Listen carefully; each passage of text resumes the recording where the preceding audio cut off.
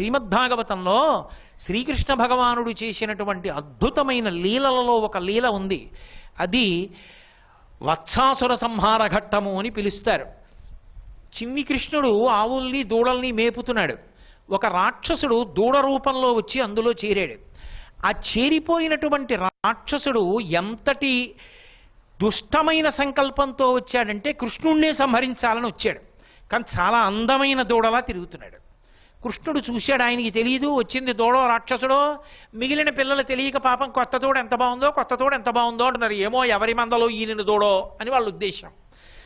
కానీ కృష్ణుడు దగ్గరికి వచ్చి అన్నాడు, ఇది ఒక మంచి లేగ వినుడెంతయు నొప్పెడు నంచుడాసి తత్పదములు తోకయన్ బిగియగట్టి చలంగి వెలంగెమానితో జదీగ నొక్క పెట్టుకొని చంపె కుమారుడు లెగరక్కసిన్ గుదులు కొనంగ బాలకులు కోయని అర్వనకర్వలీలతో అన్నారు పోతన గారు భాగవతంలో. కృష్ణుడు ఏమీ తెలియని వాళ్ళ దాని దగ్గరికి వెళ్ళి అబ్బాయి ఎంత బాగుందో దూడ అని దాని తోక చేత్తో పట్టుకుని 4 కాళ్ళకి చుట్టి 4 కాళ్ళు కలిపి పట్టుకుని గిరగిరా తిప్పి అక్కడే ఉన్న వెలగ చెట్టుకి వేసి కొట్టాడు. వెలగ చెట్టుని ఒక రాక్షసుడు ఆవహించాడు. వాడు చచ్చిపోయాడు, దూడ చచ్చిపోయాడు. అంటే దూడలో ఉన్న రాక్షసుడు చచ్చిపోయాడు. అంతే ఆ ఘట్టం. ఏమిటి దాని అర్థం? ఆవు దూడ రుచికి ప్రసిద్ధి. కనబడిన ప్రతిదీ తినేస్తుంది, అన్నీ ముట్టి పెట్టి తింటుంది. ఎలుగుపాములు పట్టుకుంటాయి కడుపులో. అందుకే ఆవు దూడకి ముట్టికి బుట్ట కట్టేస్తారు. రుచి ఎక్కువ, కనపడ్డ ప్రతిదీ తింటుంది. అది వెలగ పండుగ వాసన ఎక్కువ. రుచి వాసన దేనికి? మనసుకి. లేకపోతే రాక్షసుడు ఎందుకైంది? కనపడ్డవన్నీ రుచి చూసేసి ఆ రుచి యొక్క ప్రభావాన్ని మనసులో దాచుకుంటే అది వాసన అవుతుంది. ఆ వాసనాబలం ఎక్కువైపోతే అదే పునర్జన్మకి కారణమై కూర్చుంటుంది. అప్పుడు మనుష్య ఉపాధి యొక్క అదృష్టం ఎక్కడ నిలబడింది? పోయింది. ఇంత గొప్ప శరీరాన్ని పరమేశ్వరుడు ఇచ్చినా ఉపయోగించుకోలేకుండా పోయాడు. అదే వాసనా బలం పరమేశ్వరుడి వైపుకి తిరిగిందనుకోండి. ఇది తిరగాలి. ఈ తిరగడంలో ఉంటుంది మొత్తం అదృష్టం అంతా. అక్కడే ఉంటుంది, తారుమారవడంలో ఉంటుంది. మీకు తేలిగ్గా అర్థం అవ్వాలంటే నేను ఉపమానం చెప్తా. ఒక దొంగ చేతిలో కత్తి పట్టుకుని నన్ను తరుగుతున్నాడు, అంటే వెనక వస్తున్నాడు. నేను ముందు పరిగెడుతున్నాను. ఇప్పుడు నేను ఎందుకు పరిగెడుతున్నానంటే వెనక దొంగ ఉన్నాడు. దొంగ నాకన్నా చాలా బలహీనుడు, నేను పడగొట్టేయగలను. కానీ వాడి చేతిలో కత్తి ఉంది, అందుకు నేను పరిగెడుతున్నాను. వాడు నన్ను తరుగుతూ రాయి తన్నుకుని కింద పడిపోయాడు. పడిపోవడంలో చేతిలో కత్తి పడిపోయింది. ఇప్పుడు నేను వెనక్కి తిరిగి కత్తి నేను పుచ్చుకున్నాను. ఇప్పుడు ఎవరు పరిగెడతారు? దొంగ పరిగెడుతున్నాడు. కత్తి దొంగ చేతిలోంచి నా చేతిలోకి వస్తే దొంగ పరిగెడతాడు. కత్తి దొంగ చేతిలో ఉంటే నేను పరిగెడతాను. వాసనాబలం లౌకికం వేపుకుంటే ఈశ్వరుడికి దూరంగా పరిగెడతాం.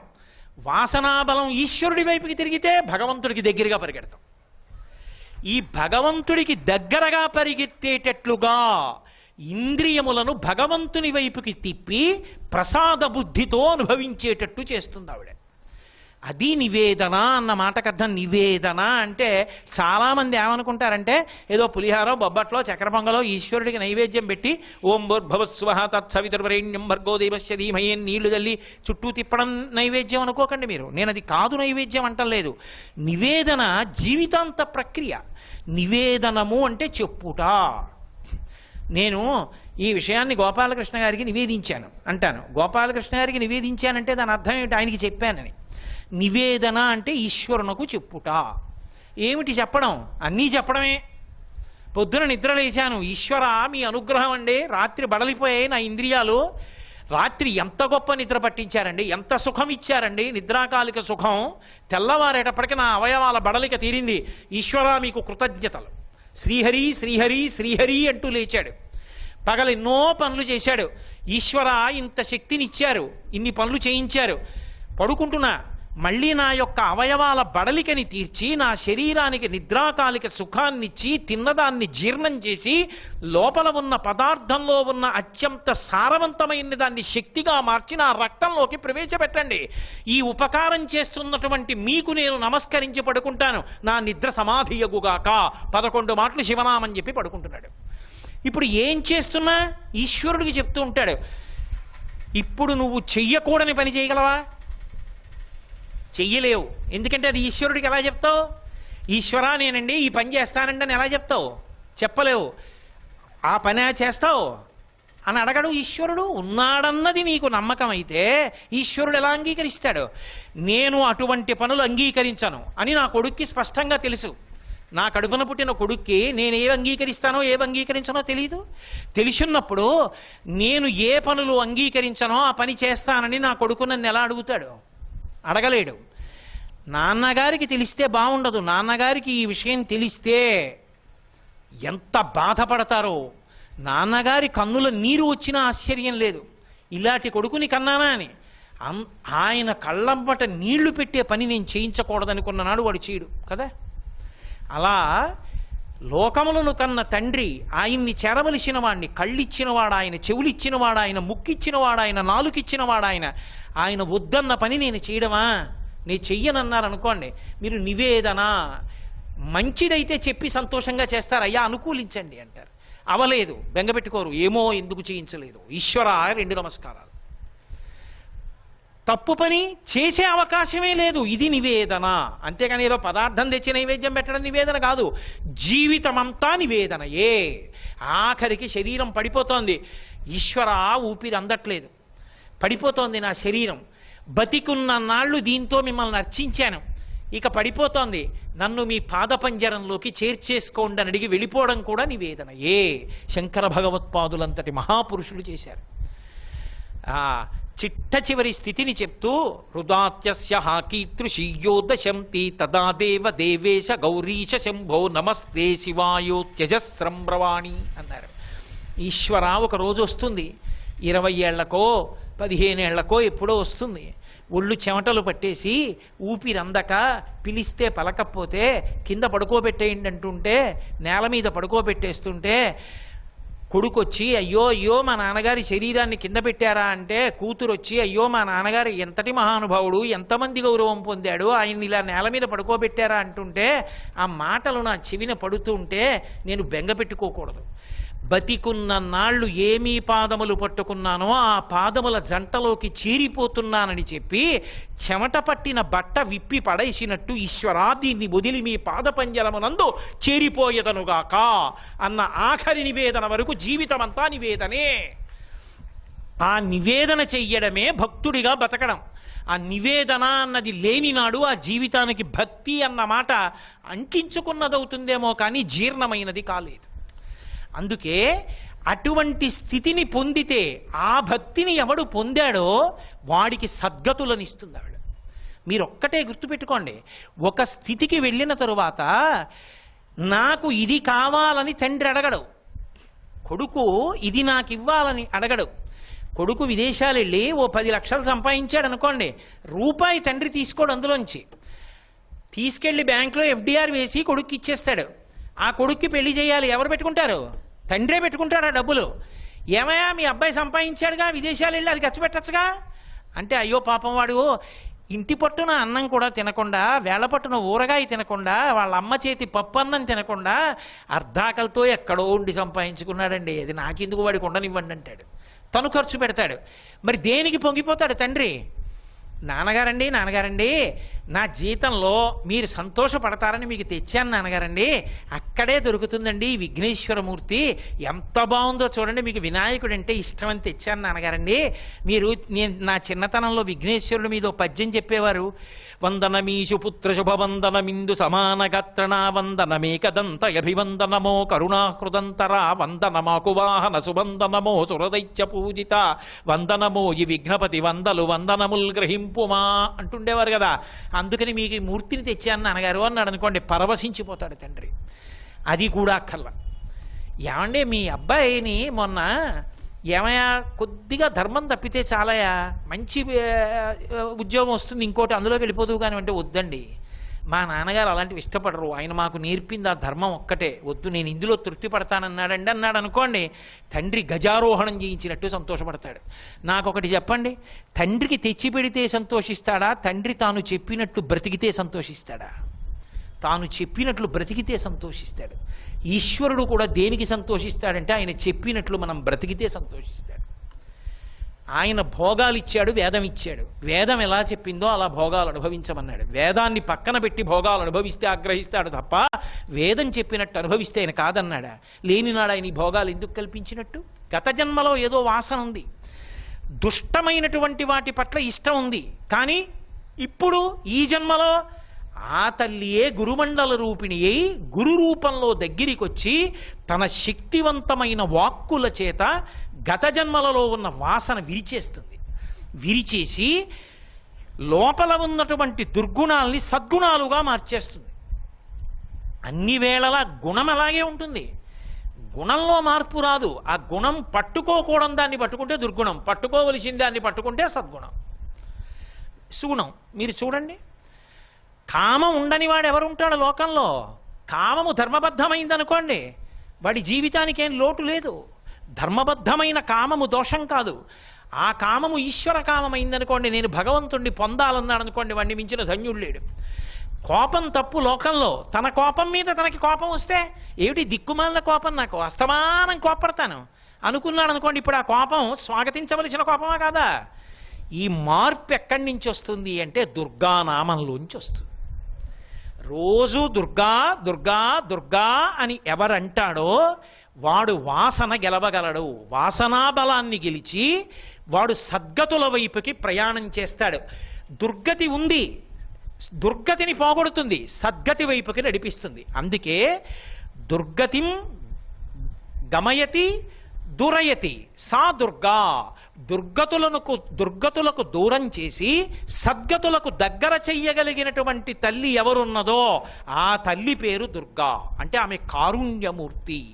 మనంత మనంగా గెలవలేని దాన్ని ఆమె తన శక్తిని మనకిచ్చి ఒక గురువుని తెచ్చి మన పక్కన కూర్చోపెట్టి ఆయన వాగ్ఝరి చేత మన దోషాన్ని గుర్తించి మనం భగవంతుని వైపు అనురక్తి పెంచుకునేటట్టుగా చేస్తుంది.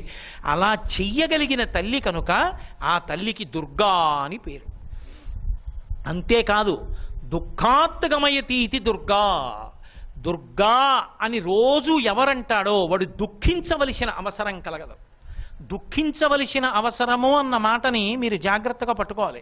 దుఃఖించడము అంటే దుఃఖము లేని జీవితం ఉండదు. ఒక్కొక్కసారి దుఃఖము కూడా ధార్మికమే, అది అనుభవించేయడమే తప్ప దానికి విరుగుడు మాత్రం ఉండదు. తండ్రి గారు వెళ్ళిపోయారనుకోండి, దుఃఖించి తీరాలి, ఎంత జ్ఞాని అయినా. శంకర భగవత్పాదులంతటి వారు కూడా తల్లి శరీరం విడిచిపెడితే అంత్యేష్టి చేశారు. రమణ భగవానులంతటి వారు కూడా మాతృభూతేశ్వరాలయం కట్టారు. ఛత్రపతి శివాజీ తల్లి మాటలు విని అంత గొప్పవాడు అయ్యాడు. తండ్రి చాలా గొప్పవాళ్ళు. కానీ ఆ తండ్రి శరీరం విడిచిపెడితే రామచంద్రమూర్తి అంతటి వాడు ఏడిచాడు. ఎంత జ్ఞాని అయినా ఏడవలసిందే తండ్రి వెళ్ళిపోతే. కానీ అసలు ఆ ఏడుపు నాకు కలగకుండా ఉండాలని కోరకూడదు. ఎందుకని? పండిపోయిన తరువాత ఆయన శరీరాన్ని విడిచిపెట్టాలి. ఆయన అలా విడిచిపెట్టలేదనుకోండి, మీరు ఆయన్ని శపించినట్టు.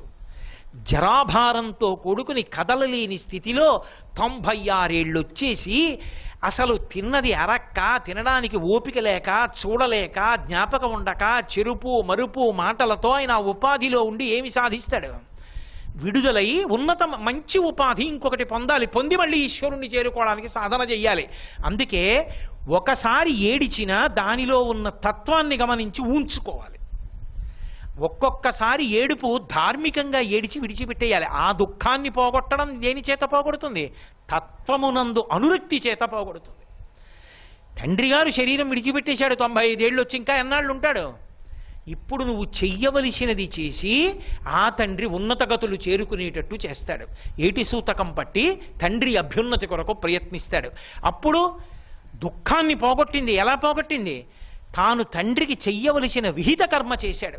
అలా చేసిన వాడెవరో వాడికి ఈశ్వరుడి కృప కలిగిందని గుర్తు, దుర్గానుగ్రహం కలిగిందని గుర్తు, గురువు అనుగ్రహం కలిగిందని గుర్తు, మనసులో నాటుకుందని గుర్తు. కాబట్టి ఇప్పుడు ఆవిడ దుఃఖాత్తగమయతీతి దుర్గా, దుఃఖమును పోగొడుతుంది. ఒక్కొక్కసారి తత్వ విచారణ చేత పోగొడుతుంది, ఒక్కొక్కసారిది ధార్మికం అనుకోండి. లేనిది కావాలి, అప్పుడు యోగం అంటారు. లేనిది కలిసి రావాలి, అప్పుడు ఆవిడ అనుగ్రహంతో ఇస్తుంది. ఒకడు పెళ్లి కావాలని కోరుకున్నాడు, ఏమి దోషం అందులో? గృహస్థాశ్రమంలోకి వెళ్ళవలసిందే, తప్పదు. గృహస్థాశ్రమంలోకి వెళ్ళాలి అని ఆయన కోరుకుంటే అందులో తప్పు పట్టడానికి ఏం లేదు. అప్పుడు ఆయనకి అనుకూలమైనటువంటి భార్యని ఇప్పిస్తుంది.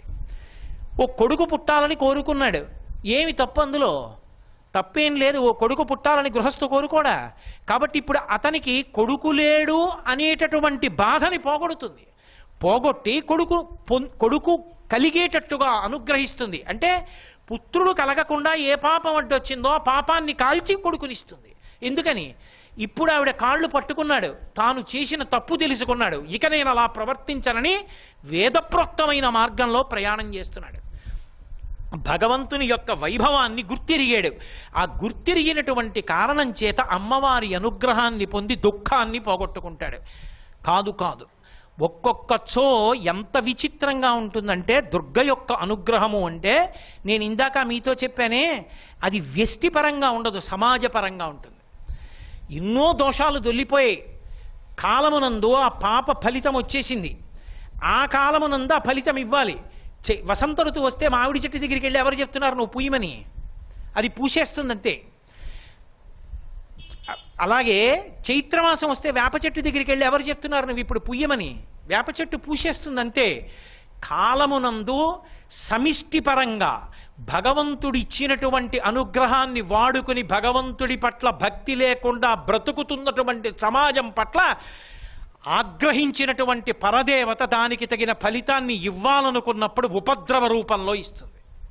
ఆ ఉపద్రవమే అంటురోగాల రూపంలో ఇస్తుంది. ఆ అంటురోగ రూపంలో ప్రబలితే చెదపురుగులు పడిపోయినట్టు పడిపోవలసిన రోజు వచ్చేస్తుంది. వచ్చినప్పుడు కూడా మళ్ళీ అనుగ్రహించేది ఎవరు? ఆవిడే. అమ్మా నువ్వు కేకేశాడు అనుకోండి, అమ్మా తప్పైపోయింది, నిజమే, ఉండవలసినట్టుగా లేను, నన్ను మన్నించరొక్క మాట అన్నాడు, ఆవిడ ఆపుతుంది. ఒక్కొక్కచో రావలసిన దాన్ని ఆపుతోందని తెలియదు కూడా, అసలు తెలియకుండా ఆపేస్తుంది ఆవిడ. అంతటి అనుగ్రహప్రదురాలు. నాకు బహిరంగంగా ఉపన్యాసం చెప్పే వేదికల మీద దీన్ని ఎలా ఆవిష్కరించాలో తెలియక నేను వదిలేస్తున్నాను, కానీ ఆ ఉదాహరణలు చెప్పడం బాగుండదని నేను వదులుతున్నాను. కానీ ఒక్కొక్కసారి కళ్ళు తెరిచాక తెలుస్తుంది ఇంత ఉపద్రవమా అని. రైలులో కలొచ్చి తిరుపతి వెడుతున్న వాడికి పెద్ద ప్రమాదం జరిగినట్టుగా కలొచ్చి భయపడిపోయి పైనుంచి కింద పడిపోయాడు. ఒక్కనాటికి కింద పడడం, 6 అడుగుల పొడవున్నాయన ఆయనకి పైనుంచి కింద పడడం కుదరదు, ఎందుకంటే 2 గొలుసులు అడ్డుకుంటాయి ఆయన్ని. అలాంటి ఆయన విచిత్రం పడిపోయాడు. కింద పడుకున్న ఆవిడ చేతి మీద పడిపోతే ఆవిడ ఇదేమిటండి ఇంత పెద్ద మనిషి మీరు అంత పైనుంచి కింద పడ్డారు, నా చేయి నొప్పి చేసిందండి. అమ్మా పెద్ద ప్రమాదం జరిగింది, రైలు పెట్లు పడిపోయాయన్న కలొచ్చిందమ్మా, అందుకని పైనుంచి కింద పడిపోయాను తల్లి అన్నాడు. ఇప్పుడు అలా పడిపోయాను అన్న వ్యక్తి మళ్ళీ ఎక్కి పడుకున్నాడు. నిజంగా రైలు పట్టాలు తప్పిపోయింది, ఎన్నో పెట్లు పడిపోయి. చిత్రం ఏమిటంటే ఆయన అలాగే ఉన్నాడు. ఆ రైల్లో ఉన్న వాళ్ళకు కూడా చిన్న చిన్న దెబ్బలు తగిలే, అందరూ దిగిపోయి మళ్ళీ పక్కన బస్సులు ఎక్కి, అది ఏ రేణిగుంట దగ్గర కాబట్టి తిరుపతి వెళ్ళిపోయారు. అంటే ఇప్పుడు తాను అనుభవించవలసినది ఒకటి దగ్గరికి వచ్చేస్తుంటే ఆ రైలులో వాడు ఉన్నాడని వాడిని కల రూపంలో అనుభవింపచేసి తీసేయడం కూడా ఆవిడికే వచ్చు. ఆవిడ అనుగ్రహించగలదు, నన్ను నమ్మండి. అమ్మవారు అమ్మవారే. అందుకే ఇప్పటికీ జాతకం చూస్తే ఓ మాట చెప్తారు, ప్రమాదం పొంచి ఉంటే విజయవాడ వెళ్ళి దుర్గమ్మ దర్శనం చేయండి అంటారు. దుర్గా అన్న నామం అంత గొప్పది. దుర్గా అని ఇంట్లో రోజు అనుకున్నంత మాత్రం చేత ఆవిడ ఏం చేస్తుంది అంటే దుఃఖాత్ గమయతీతి దుర్గా. ఆవిడ దుఃఖము నుండి ఉద్ధరిస్తుంది, పైకెత్తుతుంది. ఏడవలసిన అవసరం లేకుండా చేస్తుంది. ఒకడే ఏడవడమా, ఇల్లంతా ఏడవడమా, గ్రామం అంతా ఏడవడమా, జిల్లా ఏడవడమా, రాష్ట్రం ఏడవడమా, దేశం ఏడవడమా, ప్రపంచమంతా ఏడవడమా? ఎవ్వరూ ఏడవకుండా చెయ్యగలిగిన శక్తి ఎవరైనా ఉంటే ప్రకృతి నుండి ఉత్పన్నమయ్యేటటువంటి ప్రమాదాల్ని తప్పించగలిగిన తల్లికి దుర్గా అని పేరు అని చెప్పింది. శరదృతువులో ఆశ్వీజమాస ప్రారంభంలో ఉన్న 9 రోజుల్లోనే ప్రమాదాలు ఎక్కువ అవుతాయని. కాబట్టి అప్పుడే శారదా నవరాత్రులు ఎక్కువ చేసి, ఎక్కువగా దుర్గా సప్తశతి చేసి, చండీ హోమం చేసి, అమ్మవారి కుంకుమార్చనలు చేసి, సువాసిని యందు అమ్మవారిని చూసి సువాసిని పూజ, బాల పూజ చేసి, అమ్మవారిని పల్లకీలో తిప్పి, అమ్మవారికి అనేకమైనటువంటి అలంకారాలు చేసి, ఎక్కడ చూసినా దుర్గా దుర్గా దుర్గా దుర్గా అంటూ అమ్మవారిని స్తోత్రం చేస్తే ఆ అమ్మ యొక్క అనుగ్రహం చేత మళ్ళీ అన్ని చోట్ల ఉపశాంతి కలుగుతుంది. కాబట్టి దుఃఖాత్తగమయతీతి సా దుర్గా, దుఃఖాన్నించి ఉద్ధరిస్తుంది కాబట్టి దుర్గా కాదు. ఆవిడ యొక్క శక్తి వేరొకటి ఉంది. అసలు దుర్గా అని పిలిచినంత మాత్రాన ఆవిడ అనుగ్రహిస్తుంది. ఇది పరమాద్భుతం. ఇది సమాజమునందు దుర్గా నామం ఎంత అవసరమో, దుర్గా వైభవము, దుర్గా పూజలు ఎందుకంత అవసరమో చాటి చెప్పేటటువంటిది. దురాచారం దోషం వా గమయతీతి దూరం కరోతి సా దుర్గా. దురాచారం, అలాగే దోషం, ఈ రెండు మాటలు ఉంటాయి. దురాచారము దోషము ఈ రెండిటిని చాలా దూరం వరకు కొట్టిపారేయగలిగినటువంటి శక్తి ఎవరో ఆవిడికి దుర్గా అని పేరు. దురాచారం అంటే మీరు కొన్ని మాటలు వింటుంటారు. ఆచారం, సదాచారం, శిష్టాచారం, దురాచారం, అనాచారం అని ఉంటాయి మాటలు, 5 మాటలు. ఈ 5 మాటలు జ్ఞాపకం పెట్టుకోవాలి ఇప్పుడు. అసలు ఆచారం ఇది మనుష్య జన్మకి ప్రాణం. ఆచార ప్రభవో ధర్మ అని. అసలు ధర్మం అంతా ఎక్కడి నుంచి పుడుతుంది అంటే ఆచారంలోంచి పుడుతుంది. ధర్మము ఆచారము నుండి ఉత్పన్నమవుతుంది. నేను చెప్పిన మాట మీరు జాగ్రత్తగా పట్టుకోవాలి, ఎందుకంటే నేను ఒక గంభీరమైన మాట అన్నాను. కేవలముగా కర్మ చేసినంత మాత్రం చేత ఈశ్వరుడు ఫలితాలు ఇవ్వడు. దానికి ఎలా చెయ్యాలో అలాగే చెయ్యాలి, దాన్ని ఆచారం అని పిలుస్తారు. తండ్రికి తర్పణ విడిచిపెడుతున్నాడు, లేకపోతే తండ్రికి తద్దినం పెడుతున్నాడు. తండ్రికి తద్దినం పెట్టేటప్పుడు యజ్ఞోపవీతం ఎడం భుజం మీద ఉండకూడదు, కుడి భుజం మీద ఉండాలి. కుడి భుజం మీద వేసుకుని అప్పుడు తండ్రికి తద్దినం పెట్టాలి. పితృకార్యం చేసేటప్పుడు యజ్ఞోపవీతం కుడి భుజం మీద ఉండాలి. నేను మార్చనండి అని ఎడం భుజం మీద పెట్టుకున్నాడు, వెళ్ళదు, దాన్ని అంగీకరించదు శాస్త్రం. ఆచారం ఎలా చెయ్యాలో అలాగే చెయ్యాలి తప్ప. ఇది ఇవాళ దేశంలో ఏమైపోయిందంటే ఎంత భయంకరమైన స్థితిని పొందేసిందంటే ఈ ఆచారం అన్నమాట పెద్ద పెద్ద దేవాలయాల్లో బోర్డులు పెట్టుకోవలసినటువంటి దుర్దినాలు వచ్చాయి. వెంకటేశ్వర స్వామి దర్శనమును చేయడానికి వచ్చేటటువంటి పురుషులు నిక్కర్లు ధరించరాదు, ఆడవారు సంప్రదాయ దుస్తులు ధరించవలను. ఈ బోర్డు ఒక దేవాలయంలో అవసరమా? నిక్కరేసుకుని దేవాలయానికి వెళ్ళడం ఏమిటి? దూడపెయ్యంత వయస్సు వచ్చి 50 ఏళ్ళు 40 ఏళ్ళు వయస్సు వచ్చి నిక్కరేసుకుని గుళ్ళోకి వెళ్ళడం ఏమిటి? ఇవే పసిపిల్లడివా? ఏ పంచ కట్టుకుని దేవాలయంలోకి వెళ్ళడం చేత కాదు నీకు? అది బోర్డు పెట్టాలా? అంటే ఆచార వ్యవస్థ ఎంత కిందకి వెళ్ళిపోయిందో మీరు గమనించండి. ఆచారమునకు దూరం అయిపోతే దాని వలన వచ్చే ప్రమాదం ఎక్కడుంటుందంటే చేసిన కర్మ యొక్క ఫలితము ఈశ్వరుడు ఇవ్వడు. మీరు ఎవరి కొరకు చేశారో అది వారికి అందదు. అంతవరకు ఎందుకంటే నేను మీతో ఒక మాట చెప్తాను, మీరు గమనించండి. ఎవరో ఇంటికొచ్చి అయ్యా మీ ఇంట్లో ఎంత డబ్బు ఉందో, మీరు బ్యాంకుల్లో ఎంత దాచారో, మీ ఇంట్లో బంగారు వెండి మొదలైన ఎన్నున్నాయో అన్నీ చూడాలి మేము, అందుకొచ్చాం అన్నారనుకోండి. వెంటనే ఏమంటాం? అయ్యో తప్పకుండా చూడండి అంటామా? మీరెవరు, ఎందుకు వచ్చారు, ఎందుకు చూపించాలని అడుగుతాం. మేమేదో ఫలానా ఆదాయ పన్ను శాఖ నుంచి వచ్చాం, మీ మీద ఏదో మాకు ఒక విషయం అందింది, మీరు అక్రమంగా ఆస్తులు కూడబెట్టారని మేము అందుకు చూడాలనుకుంటున్నాం. ఇప్పుడు నువ్వు చూపించాలి. చూపించాలా వద్దా? అది చూపించి తీరాలి. చూపించాలంటే కుదరదు. ఈశ్వరుడు కూడా ఒక్కొక్క విషయాన్ని చేసేటప్పుడు ఇది ఇలా చెయ్యాలని నిర్దేశించాడు. అది అలాగే చెయ్యాలి తప్ప నా ఇష్టం వచ్చినట్లు చేస్తానండి అంటే అప్పుడు చేసిన పని ఎవరి కొరకు చేశావో అది వారి కొరకు ఫలించదు.